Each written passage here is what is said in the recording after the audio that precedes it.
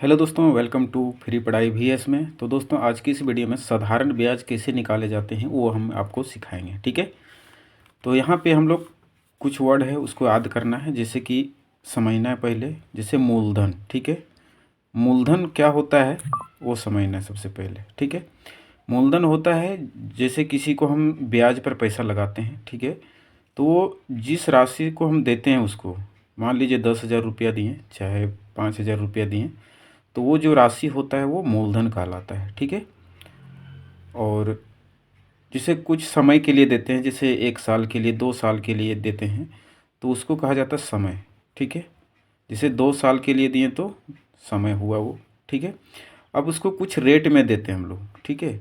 जैसे 5%, 10%, 6%, 2%, इस प्रकार से हम लोग देते हैं। ठीक है। तो उसको कहा जाता है दर। ठीक है। यानी जिस रेट पर उसको दिया जाता है उसको रेट कहा जाता है। अब इसको इंग्लिश में कहा जाता है प्रिंसिपल। ठीक है। Principal, sorry, principal. ठीक है। प्रिंसिपल। यानी इसको पी से डिनोट करते हैं। क्या करते हैं? पी से डिनोट करते हैं। ठीक है। PRINCIPAL। ठीक है। प्रिंसिपल। और समय को टाइम से, टाइम होता है ये। ठीक है। इसको टी से डिनोट करते हैं। ठीक है। और रेट, ये दर है, इसको रेट कहते हैं। ठीक है। RAT, रेट, मतलब इसको आर से डिनोट करते हैं। ठीक है। तो हम लोग अभी सीखेंगे क्या? साधारण ब्याज। ठीक है। साधारण ब्याज निकालना सीखेंगे। तो मान लीजिए एक प्रश्न हम लेते हैं कि मूलधन जो है, ठीक है, मूलधन कितना है? मान लीजिए 400 रुपया है। ठीक है। मूलधन कितना है? 400 रुपया है। और इसका समय कितना है? समय ले लेते हैं इसको 2 वर्ष। ठीक है। कितना ले लिए? 2 वर्ष। ठीक है।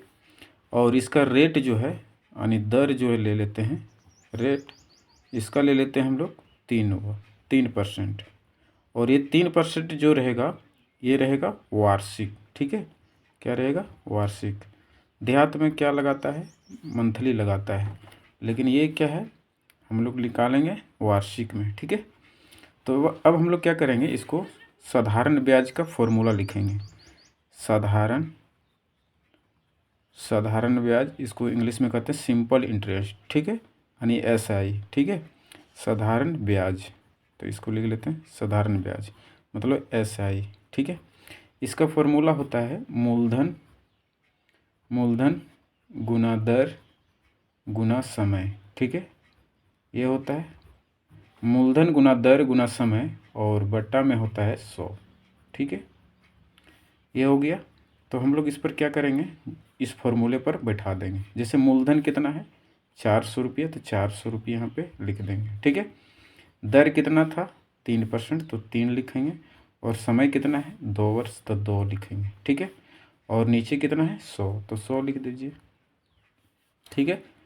अब क्या करेंगे, 2 जीरो से 2 जीरो ऊपर में है तो काट देंगे, 2 जीरो से 2 जीरो काट दिए। ठीक है।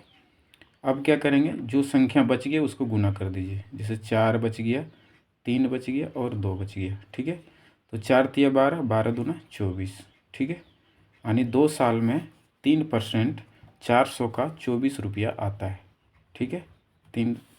2 साल में। ठीक है। इसमें 2 साल में 3% वार्षिक अगर रखते हैं तो साधारण ब्याज, ठीक है, साधारण ब्याज कितना आएगा? 24 रुपया आएगा। ठीक है। अब एक और क्वेश्चन हम लोग इसी प्रकार से लेते हैं। मान लीजिए क्वेश्चन लेते हैं कि मूलधन अगर लेते हैं, मूलधन जो है वो ले लिए 600 रुपया। ठीक है। और इसका समय रख लेते हैं कितना? समय मान लीजिए इसका अर्धवार्षिक भी रख सकते हैं। मान लीजिए हम इसको 6 महीना रखते हैं। ठीक है। 6 माह रखते हैं। ठीक है। 6 माह रख लिए। और जो रेट रहेगा, यानी दर जो रहेगा, वो वार्षिक संयोजित होगा। यानी इसका हम ले लेते हैं 6%। ठीक है। ये जो होगा ये वार्षिक होगा। ठीक है।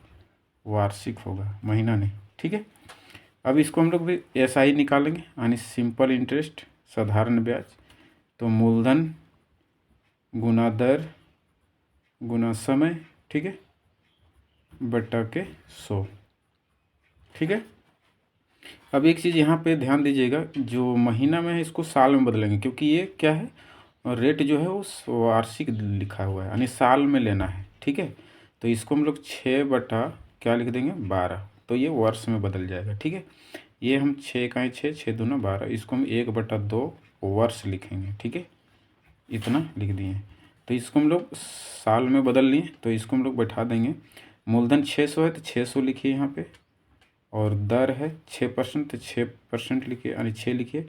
और समय है 1, तो 1/2 तो 1 लिखिए, और पूरे यहाँ पे 100 लिखिए, और 1 बटा यहाँ पे बटा में जो 2 है वो नीचे लिख दीजिए। ठीक है, अब देखिए 1/2 इस रूप में क्यों लिखे हैं, ऊपर में लिखना था। तो मान लीजिए कि यहाँ पे हम लिख देते हैं कि 1/2 को यदि हम 100 से भागा देते हैं, इस तरह यदि लिखते हैं, तो 1/2 भागा 100 है, तो नीचे 1, अब ये ऊपर जाएगा और ये नीचे, मतलब 1/2 गुना 1/100। ठीक है, ये हो जाएगा। तो यही आ गया 2 गुना 100, तो यहाँ पे वही चीज़ आ गया। ठीक है, क्लियर। अब देखिए यहाँ पे 2 जीरो से 2 जीरो काट देते हैं। ठीक है, अब ये जो 2 है इससे भी काट दीजिए 3 बार में। ठीक है, 2 तिया 6। ठीक है, अब जो संख्या बच गया उसको गुना कर दीजिए, तो 6 बच गया, और यहाँ पे 3 बच गया, और गुना 1। ठीक है, तो 6 तिया 18 गुना 1, तो क्या हो जाएगा 18 ही होगा। ठीक है, तो देख सकते हैं ये जो आंसर है 18 रुपया, इसका 6% वार्षिक आएगा, और 6 महीने का ये ब्याज आएगा आपका 18 रुपया 600 का। ठीक है, तो उम्मीद करते हैं साधारण ब्याज आपको अच्छे तरीके से समझ में आ गया होगा। वीडियो अच्छा लगा तो चैनल को सब्सक्राइब करिए, और अपने दोस्तों के साथ भी शेयर करिए। चलिए नेक्स्ट वीडियो में मिलते हैं आप लोग के साथ।